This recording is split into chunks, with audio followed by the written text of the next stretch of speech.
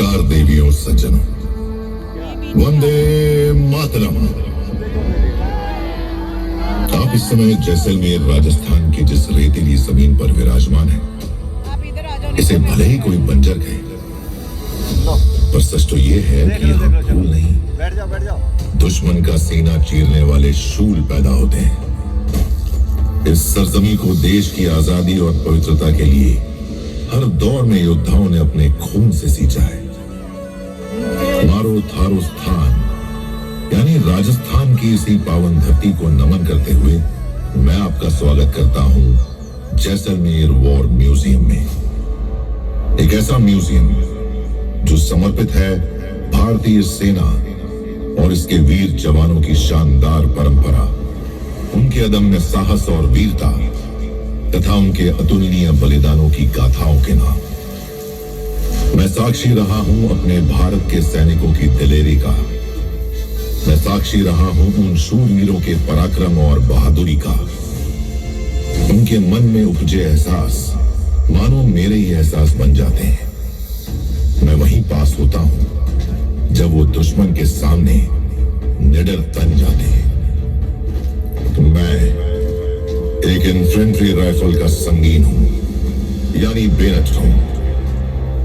बंदूक के एकदम सामने लगा हुआ रहता हूं, चमचमाता हुआ, दुश्मन की आंखों में किसी कांटे की तरह चुभता हुआ, दुश्मन के रक्त से अपनी मातृभूमि को पवित्र करता हुआ। मैं तेज धार हूं, एक सिपाही का हथियार हूं। अपने सरों पर कफन बांधकर घर की चौखट लांघने वाले जांबाज बहादुरों के बलिदानों से दहकती दास्तान का चश्मदीद गवा रहा हूं मैं। आइए आज आप और हम अपनी जिंदगी के सफर के इस मोड़ पर दिल की गहराइयों से उन तमाम जाबाज जवानों को याद करें जिनकी अजीम कुर्बानियों और अभूतपूर्व बलिदानों की बदौलत आज वीरता के आकाश पर मेरा ये अक्स मेरे वजूद की तरह कायम है।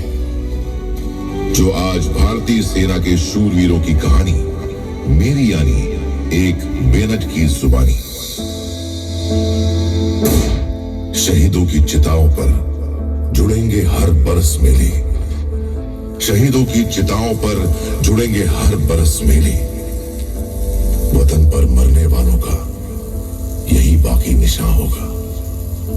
पाकिस्तान हमारा पड़ोसी देश जो कभी भारत का हिस्सा था, लेकिन जिसके जन्म की बुनियाद में ही भारत से नफरत की ईंट लगी हुई थी। मैं वो यादें बार बार उठती हैं जब मेरी सरजमी पर की नापाक नजरें पड़ी, पर हर बार हमारी भारतीय सेना ने अपने आत्मविश्वास, दृढ़ निश्चय और पराक्रम का परिचय देते हुए जीत का परचम लहराया है।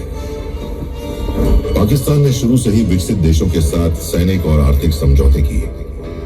सन 1958 में जनरल अयूब खान के सत्ता में आने के बाद पाकिस्तान ने अमेरिका से अपने रिश्ते ज्यादा मजबूत बना लिए, जिस कारण उन्हें 200 Patton tank, F-86 sabre jets और अन्य आधुनिक हथियार मिले। इस वजह से पाकिस्तानी सेना की यह भ्रामक धारणा बन गई कि वे भारतीय सेना से बेहतर हैं और हमसे मुकाबला कर सकते हैं। होती हैं आजाद कौमें सर कटा देने, खौफ दिल से एकदम बिल्कुल हटा देने के बाद। वेद में लिखा यही है लिखा कुरान में, होती है आजाद कौमें सर कटा देने के बाद। जैसा कि आप सब जानते हैं, भारत और पाकिस्तान इन दो राष्ट्रों के उदय के पाकिस्तान एक ऐसा राष्ट्र बना जो कि दो क्षेत्रों में बटा हुआ था, जिन्हें ईस्ट पाकिस्तान और वेस्ट पाकिस्तान कहा गया। 1969 में पाकिस्तान के राष्ट्रपति अयूब खान की अगुवाई में वहां आम चुनाव करवाए गए। अयूब खान की उम्मीदों से उलट ईस्ट पाकिस्तान में आवामी लीग ने भारी बहुमत से विजय प्राप्त की। इस जीत का पाकिस्तान की सियासत पर बहुत बुरा असर पड़ा। चुनाव के नतीजे की कीमत ईस्ट पाकिस्तान को चुकानी पड़ी। ईस्ट पाकिस्तान में पाकिस्तानी सेना ने अनगिनत अत्याचार किए, लूटपाट, बलात्कार व कई हत्याओं को अंजाम दिया, और लाखों की संख्या में लोग विस्थापित हुए। ईस्ट पाकिस्तान के लोगों की बगावत रोकने के लिए पाकिस्तानी आर्मी ने मार्शल लॉ की घोषणा कर दी और पाकिस्तानी अत्याचार ने नरसंहार का रूप ले लिया। ईस्ट पाकिस्तान के बंगालियों पर पाकिस्तान के अत्याचार को रोकने के लिए भारत ने मदद की। भारत के इरादों को ईस्ट पाकिस्तान में जो कामयाबी मिल रही थी तो पाकिस्तानी फौज को बिल्कुल भी बर्दाश्त नहीं हुई और भारत से बदला लेने के लिए पाकिस्तान ने पश्चिमी क्षेत्र के पंजाब और राजस्थान सेक्टर में हमला करने की साजिश रची। 1971 की भारत पाकिस्तान जंग ने इतिहास का रुख ही बदल दिया। पाकिस्तान ने रहीम यार खान में स्थित 18 इन्फेंट्री डिवीजन के 206 ब्रिगेड और 51 ब्रिगेड को राजस्थान के जैसलमेर सेक्टर में हमला करने के लिए भेजा। पाकिस्तान ने अपनी 22 कैवलरी रेजिमेंट को रामगढ़ और 38 कैवलरी रेजिमेंट को लोंगेवाला पर कब्जा करने का भी आदेश दिया। उन्होंने योजना बनाई थी कि 24 घंटे में जैसलमेर हवाई अड्डे को बर्बाद कर देना है। भारतीय सेना की ओर से राजस्थान के जोधपुर जैसलमेर सेक्टर में मोर्चा संभालने की जिम्मेदारी 12 इन्फेंट्री डिवीजन को दी गई थी, जिसका नेतृत्व कर रहे थे मेजर जनरल RF खंबाटा। 3 दिसंबर 5:30 बजे शाम को पाकिस्तानी हवाई जहाजों ने हमारे अमृतसर, पठानकोट, श्रीनगर, अवंतीपुर, उत्तरलाई, जोधपुर, अंबाला और आगरे के हवाई अड्डों पर बमबारी की। जवाबी कार्रवाई भारतीय वायुसेना ने पाकिस्तान के मुरीद, मिनवाली, सरगोदा, चंदेरी और मसरूर हवाई अड्डों पर हमला कर उनको बर्बाद कर दिया। 4 दिसंबर 1971 को भारत फिर से जवाबी कार्रवाई करते हुए पाकिस्तानी इलाके में इस्लामगढ़ पर भारतीय तिरंगा लहराया। भारतीय सेना को अपनी तरफ तेजी से बढ़ते हुए देख घबराए हुए 1 इन्फेंट्री ब्रिगेड और लगभग 50 टैंक के साथ लोंगेवाला पर हमला बोल दिया। मेरे दिलो दिमाग में आज भी 1971 की शहादत के वो मंजर रह रह कर उभरते हैं। जो वीरता मेरे वीरों ने लोंगेवाला में दिखाई, उनका स्मरण कर मैं आज भी भावुक हो जाता हूँ। बहादुरी, जज्बे और शहादत की एक अनूठी दास्तान, कभी ना मिटने वाले निशान, जिनमें मेरी आने वाली नस्लें अपनी मंजिल तलाशेंगी। लोंगेवाला पोस्ट जैसलमेर जोधपुर के रास्ते में एक अहम संचार केंद्र है। इसी कारण दुश्मन की नजर हमेशा इस पर रही है। रेत के टीलों के कारण बॉर्डर को पार कर जाना मुमकिन हो जाता है। दुश्मन के मेरी तरफ बढ़ते इरादों को भांपते हुए और बदलती परिस्थितियों को देखते हुए ब्रिगेडियर RO खरबंदा की 45 इन्फेंट्री ब्रिगेड की 23 पंजाब रेजिमेंट इस इलाके में मौजूद थी। उनकी अल्फा कंपनी को लोंगेवाला की सुरक्षा की जिम्मेदारी दे दी गई। आइए चलें लोंगेवाला, जहां 120 जवानों की टुकड़ी का नेतृत्व कर रहे हैं मेजर कुलदीप सिंह चांदपुरी। पोस्ट लोंगेवाला 4 दिसंबर 1971 शाम 6 बजे। धर्मवीर, जब तक हम यहाँ डिफेंस मजबूत करें, तुम अपनी पेट्रोलिंग पार्टी के साथ बॉर्डर की तरफ जाओ और दुश्मन की हरकत की खबर जल्द से जल्द दो। बिल्कुल सर। एरो सिंह, तुम आसपास के गांव को खाली कराओ और गांव वालों को सुरक्षित पीछे ले जाओ। जी साहब। रतन सिंह, जवानों को अलर्ट करो और पोस्ट की हिफाजत की लड़ाई के लिए तैयार करो। 5 दिसंबर 1971 की रात 2 बजे दुश्मन की मीडियम गन्स ने पोस्ट पर भारी गोलाबारी शुरू कर दी। अब साफ हो गया था कि दुश्मन का मुख्य हमला लोंगेवाला पोस्ट पर ही होना है। उसी रात पेट्रोल से आई report. Delta to alpha, come in sir. Report, Alpha to Delta. This is Major Champuri here. Go ahead. Over.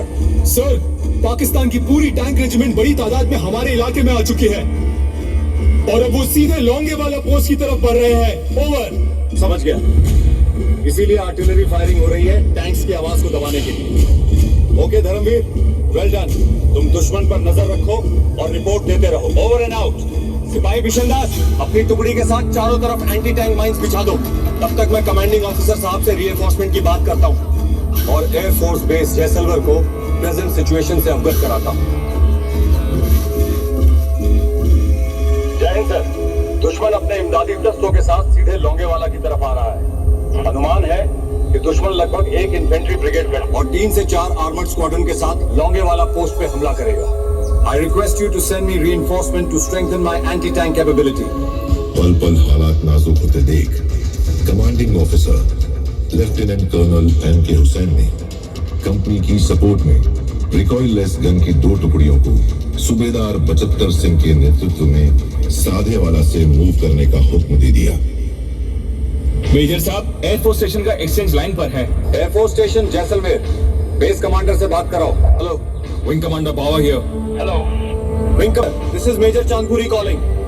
Pakistani tanks are approaching towards my Longewala post.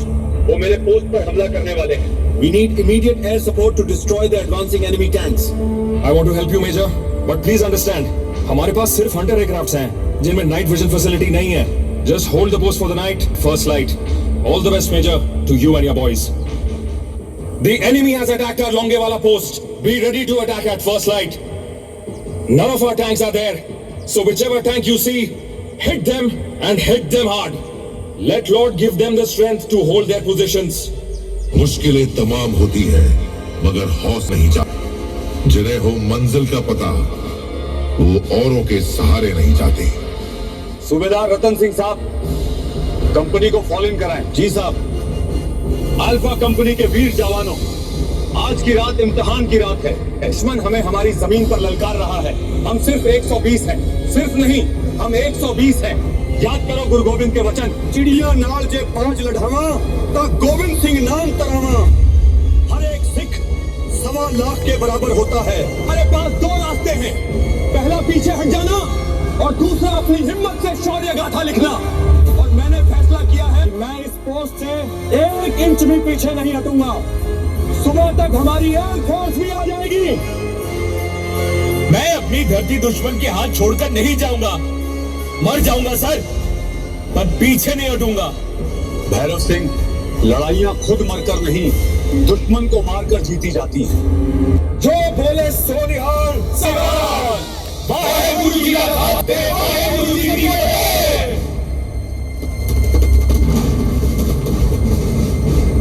जब तक मैं ना कहूं कोई फायरिंग नहीं करेगा। आने दो दुश्मनों को और थोड़ा नजदीक। हम लोगों ने माइंस किस लिए बिछा रखी हैं? जोर का धमाका हुआ, एक के बाद एक कई धमाके हुए। कंपनी पोस्ट के पास आते ही माइनफील्ड से अनजान और आत्मविश्वास में अंधे हो चुके पाकिस्तानी का पहला झटका लगा। एंटी टैंक माइनफील्ड ने पहला शिकार एक पाकिस्तानी टैंक को बनाया, जिसके बाद हो गया। इस सफलता के बाद सिपाहियों के हमलों को रोकने का काम कंपनी के MMG पोस्ट पर तैनात सिपाही जगजीत सिंह ने बखूबी किया और आमने सामने की घमासान लड़ाई में दुश्मन के इरादों को नाकाम करते हुए सिपाही जगजीत सिंह को वीर गति प्राप्त हुई और उनके इस सर्वोच्च बलिदान के लिए उन्हें वीर चक्र से सम्मानित किया गया। सूबेदार बचत्तर सिंह के नेतृत्व में हमारी 2 रिकॉइललेस गन जीप ने सूझबूझ और अद्भुत रण कौशल का परिचय देते हुए दुश्मन की पूरी टैंक रेजिमेंट को रात भर रोक कर रखा और एंटी टैंक कार्रवाई में दुश्मन के टैंकों को बर्बाद कर दिया।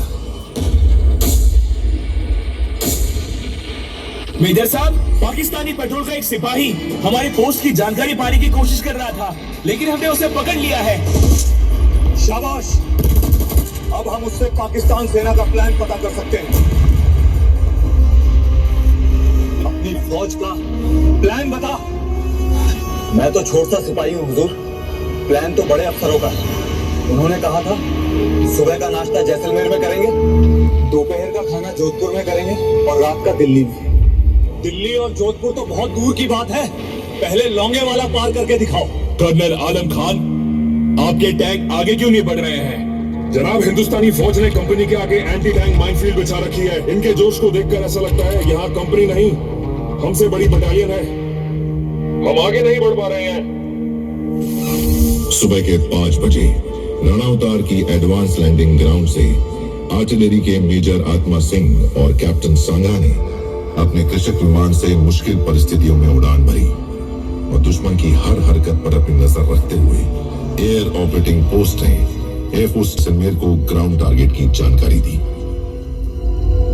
मेजर चांदपुरी, मेरे हंटर्स जैसलमेर से उड़ान भर चुके हैं और वो कुछ ही मिनटों में दुश्मन के टैंकों को डिस्ट्रॉय करने के लिए वहां पहुंच जाएंगे। सूरज की पहली किरण के आसमान को चूमते ही भारतीय वायुसेना ललकार दूर से ही सुनाई पड़ी। पाकिस्तानी टैंक्स हमारी भारतीय वायुसेना के फाइटर जहाजों के लिए महज एक मामूली टारगेट की तरह प्रतीत हुए। इस लड़ाई में भारतीय वायुसेना की हंटर स्क्वाड्रन ने लगातार सॉटी से दुश्मन के 40 से ज्यादा टैंक्स नष्ट कर दिए। सुबह के 10:30 बजे भारी तबाही के बाद भी पाकिस्तान लौंगेवाला पर कब्जा करने का ख्वाब देख रहा था और अपनी साजिश के तहत उसने अब दक्षिण की तरफ से लौंगेवाला पोस्ट पर फिर से हमला कर दिया। ऐसा कर उसने अपनी मौत बुला ली।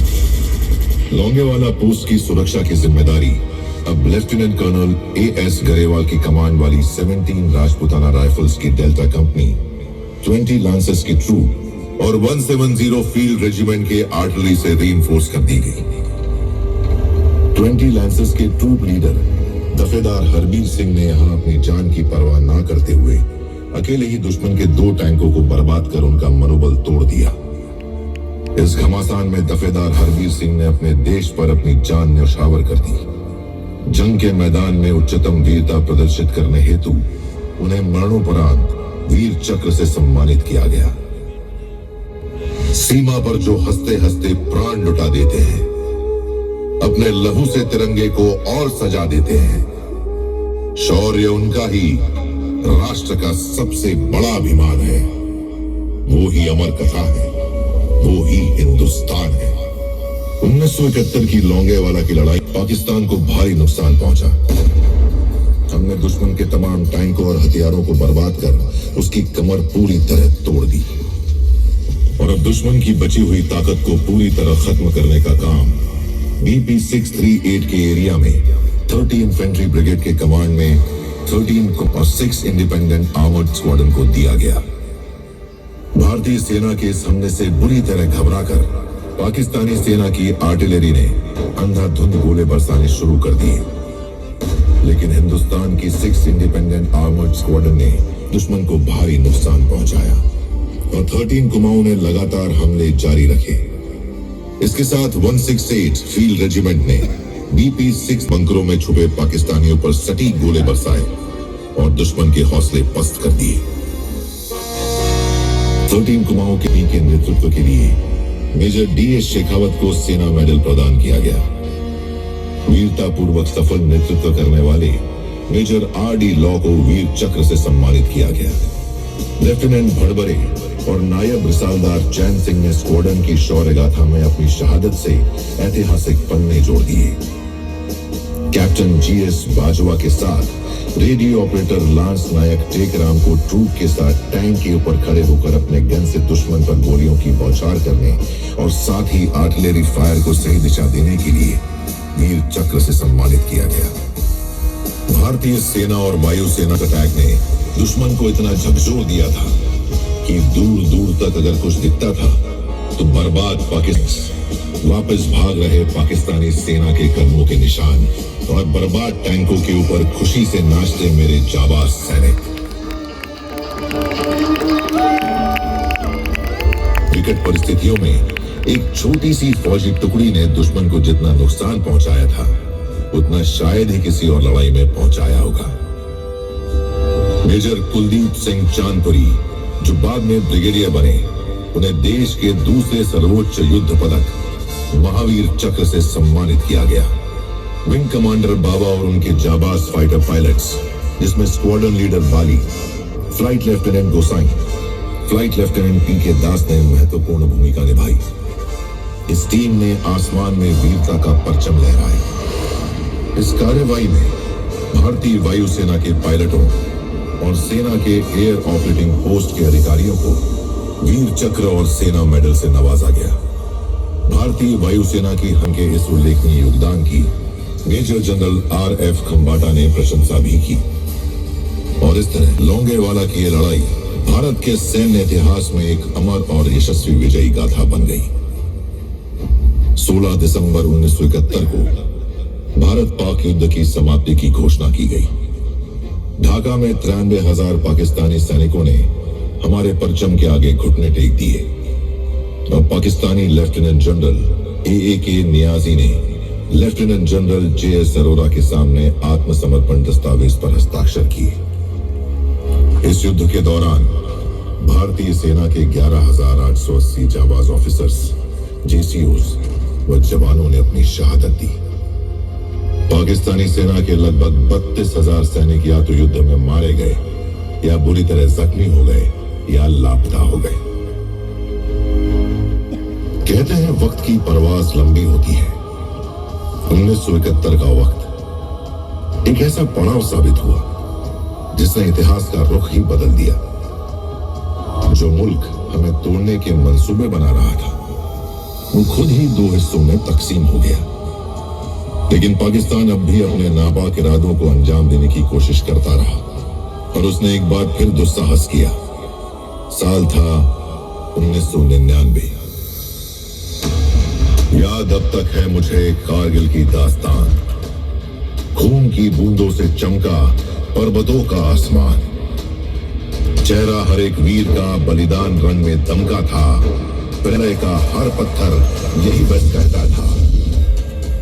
मुश्किल चुनौती है मगर कदमों को हम ना रुकने दें। शीश मातृभूमि का दुश्मन के आगे ना झुकने दें। वीरता से काम ले, तू बस विजय का नाम ले। दुश्मनों को दे मिटा, ऊंचा तिरंगा थाम ले। कारगिल की लड़ाई में भी हमारे जवानों ने दुश्मन के मंसूबों को नाकामयाब करते हुए ऑपरेशन बनाया। और फिर महादेव की धरती पर 22 अप्रैल 2025 को जम्मू कश्मीर के पहलगांव में 25 भारतीय नागरिकों और एक नेपाली नागरिक की निर्मम हत्या कर दी गई। घटना के तुरंत बाद भारत सरकार ने कई डिप्लोमेटिक एक्शन लिए और साथ ही साथ मिलिट्री एक्शन के तहत पाकिस्तान के 9 टेररिस्ट टारगेट्स को निशाना बनाया। पाकिस्तान की तरफ से ड्रोन और मिसाइल हमलों की कोशिश भी हुई, लेकिन भारतीय एयर डिफेंस ने उसे विफल कर दिया। आतंकवाद के खिलाफ हमारा ऑपरेशन सिंदूर सफल रहा और दुनिया के लिए एक मिसाल बना। भारत की ओर नजर उठाने का एक ही अंजाम होगा, तबाही, विनाश और महाविनाश। ये न मुहिम मारा, तीन मुहिम मारे। हमारी सेनाओं ने ऑपरेशन सिंदूर लॉन्च करके आतंकियों को करारा जवाब दिया।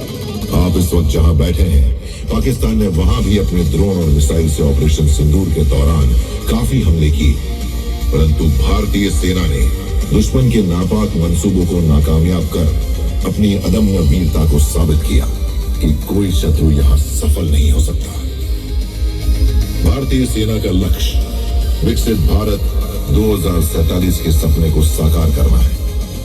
सेना अब सिर्फ देश की सीमाओं की रक्षा ही नहीं कर रही है, बल्कि दुनिया भर में भारत की ताकत, साहस और तकनीकी उत्कृष्टता का प्रतीक बन गई है।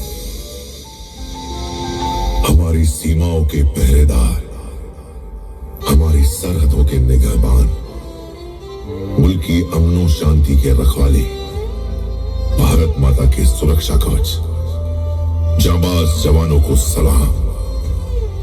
सलाम उन माओं को जिन्होंने अपनी कोख से ऐसे वीर सपूतों को पैदा किया। सलाम उन मासूमों को जिन्होंने कच्ची उम्र में मुल्क की खुशहाली की खातिर यतीमी की चादर ओढ़ ली। सलाम उन बूढ़े माँ बापों को जिन्होंने अपने लखते जिगर को मोर्चे पर डटे रहने के लिए रुखसत किया है। सलाम उन बूढ़े कंधों को जिन्होंने अपने लाल को कंधा दिया। आप सभी को मेरा तहे दिल से सलाम। मुझे गर्व है आप सभी पर। मुझे गर्व है अपने सैनिकों पर। मुझे गर्व है अपने सारे देश पर। यहां हर एक मौजूद देशवासी के जहन में अपने देश प्रेम की ज्वाला जीवित है और वादा करें कि इसे कभी मिटने नहीं देंगे। इस आंच को कभी धीमा नहीं पड़ने देंगे। और अंत में मेरी यही दुआ है कि मेरा देश अमर रहे, मेरा देश खुशहाल रहे और मेरी भारत माँ के बहादुर शूरवीर हमेशा विजयी रहे। जय हिंद, भारत माता की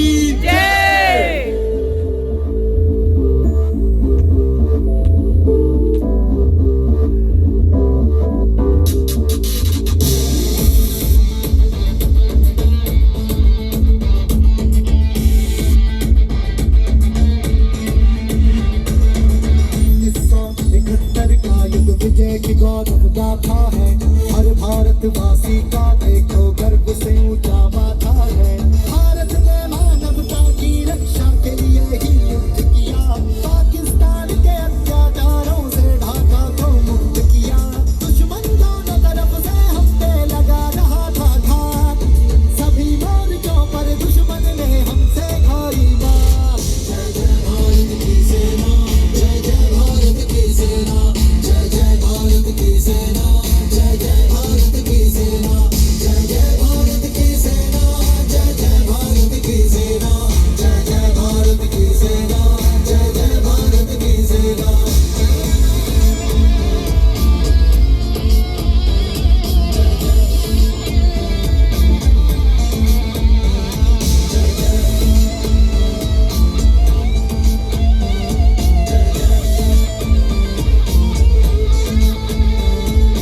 मौत मिटा न सकी हमें, उसकी क्या औकात है, लिपट तिरंगे में जाना अपने लिए बारात है। जहाँ नजर दौड़ाओगे हमको हर पल पाओगे, भारत माँ की सेवा का सबक सदा दोहराओगे। हम जवान भारत माँ की अजर अमर संतान है, बलिदानों की परंपरा ही बस अपनी पहचान है। जय जय भारत की सेना, जय जय भारत की सेना, जय जय भारत की सेना, जय जय भारत की सेना, जय जय भारत की सेना, जय जय भारत की सेना, जय जय भारत की सेना, जय जय भारत की सेना।